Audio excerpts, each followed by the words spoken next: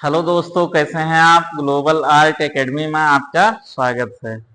आज हम देखेंगे LT grade TGT PGT art के सिलेबस में सिंधु घाटी सभ्यता की कला। इससे पहले हमने प्रागैतिहासिक कालीन कला के विषय में उनका क्षेत्र, वहां पर पाए जाने वाले मुख्य शिलाचित्र के बारे में अध्ययन किया था। आज सिंधु घाटी सभ्यता के कलात्मक पक्ष को हम देखेंगे, जिसमें से सबसे पहले हम उसकी खोज के कुछ तथ्य हैं उनका अध्ययन कर लेते हैं। जैसे 1826 में सबसे पहले चार्ल्स मैसन ने इस सभ्यता के बारे में पता लगाया। इसके बाद 1878 में कनिंघम ने हड़प्पा टीले की खोज की और उसके बारे में बताया। 1921 में सर्वप्रथम हड़प्पा टीले की खुदाई हुई, जो दयाराम साहनी जी के द्वारा हुई। 1924 में जॉन मार्शल और अर्नेस्ट मैके द्वारा भी पुनः खुदाई करवाई गई और 1954 में एसआर राव की अध्यक्षता में भी उत्खनन कार्य हुआ और वहां से संबंधित जो भी चीजें थी वो प्रकाश में आई। अब हम इसके बाद देखते हैं इसके विस्तार और क्षेत्रफल के बारे में। तो जो सिंधु घाटी सभ्यता थी, इसका संपूर्ण आकार त्रिभुजाकार में था और इसका कुल क्षेत्रफल 12,99,600 वर्ग किलोमीटर। और हम इसके क्षेत्र का स्थिति अगर देखें तो उत्तर की तरफ सबसे उत्तरी क्षेत्र मांडा, जो कि जम्मू कश्मीर में पड़ता है, और दक्षिण की तरफ दायमाबाद, जो महाराष्ट्र में स्थित है। पूरब की तरफ आलमगीरपुर, जो कि मेरठ उत्तर प्रदेश में है, और पश्चिम की तरफ देखेंगे तो सुल्तानगेडोर, जो कि बलूचिस्तान में स्थित है। अब हम यहाँ के प्रमुख नगर और उन किस नदी के किनारे पर वो उनकी स्थिति है, उसके उत्खननकर्ता कौन है और उनका वर्ष क्या है और वर्तमान स्थिति क्या रही है। सबसे पहले देखेंगे हड़प्पा, जो कि रावी नदी के तट पर है। दयाराम साहनी द्वारा इसका उत्खनन कार्य 1921 ईस्वी में करवाया गया और इसकी स्थिति मांटगोमरी, पाकिस्तान में पड़ता है। दूसरा स्थल मोहनजोदड़ो, सिंधु नदी के किनारे है। राखलदास बनर्जी द्वारा उत्खनन हुआ है और 1922 इसका समय काल है, जो स्थिति इसका लरकाना, पाकिस्तान में। तीसरा देखेंगे चहूदड़ो, जो कि सिंधु नदी के किनारे है। एनजी मजूमदार द्वारा उत्खनन कार्य करवाया गया, 1931 में करवाया गया, जो कि सिंध प्रांत, पाकिस्तान में पड़ता है। चौथा स्थल कालीबंगा, घग्घर नदी के किनारे है। बीबीलाल और बीके थापर महोदय द्वारा 1961 में इसका उत्खनन कार्य करवाया गया। ये हनुमानगढ़, राजस्थान क्षेत्र में आता है।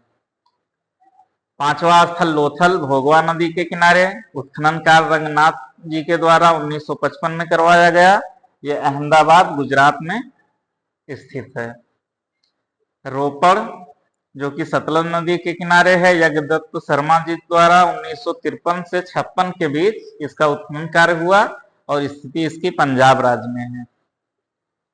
सातवां स्थल बनावली या बनवाली भी इसको कहते हैं, सरस्वती नदी के किनारे है। आर.एस. बिष्ट जी ने इसका उत्खनन कार्य 1974 यानी 1974 ईस्वी में करवाया। ये हिसार, हरियाणा के अंतर्गत आता है। अगला देखेंगे आठवां स्थल धौलावीरा, जो कि मनसर या मनहर नदी के किनारे है।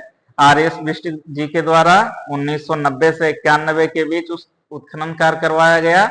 इसकी स्थिति कच्छ का रण, वर्तमान गुजरात में स्थित है। नवा स्थल आलमगीरपुर, जो कि हिंडन नदी के किनारे है। यज्ञदत्त शर्मा जी द्वारा 1958 ईस्वी में इसका उत्खनन कार्य हुआ। यह मेरठ, उत्तर प्रदेश के अंतर्गत आता है। 10वां स्थल रंगपुर, जो कि भादर नदी के किनारे है। रंगनाथ राव द्वारा उत्खनन कार्य 1953-54 में करवाया गया। ये काठियावाड़, गुजरात के अंतर्गत आता है। ये हड़प्पा के प्रमुख स्थल हैं, जहां से कुछ चीजें और कुछ चित्र पाए गए हैं जिनके बारे में हम अगली क्लास में अध्ययन करेंगे। हड़प्पा की बात करें तो इसका जो समय काल है 2750 से लेकर के और 1750 ईसा पूर्व के लगभग में है। किसी किसी किताब में 3500 से लेकर के या 3550 से लेकर के 1850 तक या 1500 तक भी लिखा हुआ मिलता है, लेकिन जब भी टाइम पीरियड पूछेगा तो लगभग इसके मध्य का या आसपास का ही ऑप्शन दिया होगा, उसी को हमें टिक करना है। अब हड़प्पा सभ्यता के बारे में देखा जाए तो ये चित्रकला और मूर्तिकला और वास्तुकला के क्षेत्र में यहाँ से चीजें प्राप्त हुई हैं, जो कि सबसे विकास और सबसे सर्वोच्च स्थान पर यहाँ की वास्तुकला को माना गया है। इससे पहले हमने प्रागैतिहासिक काल में चित्रों के बारे में अध्ययन किया, लेकिन मूर्तियों के बारे में और वास्तुकला के बारे में जानकारी हमें नहीं प्राप्त थी, क्योंकि आज मानव ज्यादातर जो है गुफाओं में रहता था। धीरे धीरे नवपाषाण काल में उसने जो है झोपड़ी वगैरह बनाना शुरू किया, लेकिन वो मतलब पूर्ण विकसित वास्तुकला हम उसको नहीं कह सकते।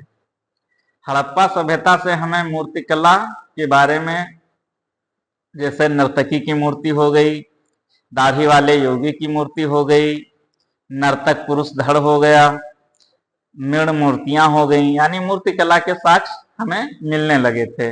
और वास्तुकला तो अपने चरम पे थी। विशाल स्नानागार हो गए, अन्नागार हो गए, वहां का नगर नियोजन हो गया, सिंचाई व्यवस्था हो गई, सड़कें हो गई। तो ये मुख्य चीजें जो है हम अगली क्लास में देखेंगे कि किस किस हड़प्पाई क्षेत्र से क्या क्या चित्रकला से संबंधित और क्या जो है पुरातात्विक स्रोत मिले हैं, उनके बारे में विस्तार से अध्ययन करेंगे। आज के लिए इतना ही, धन्यवाद।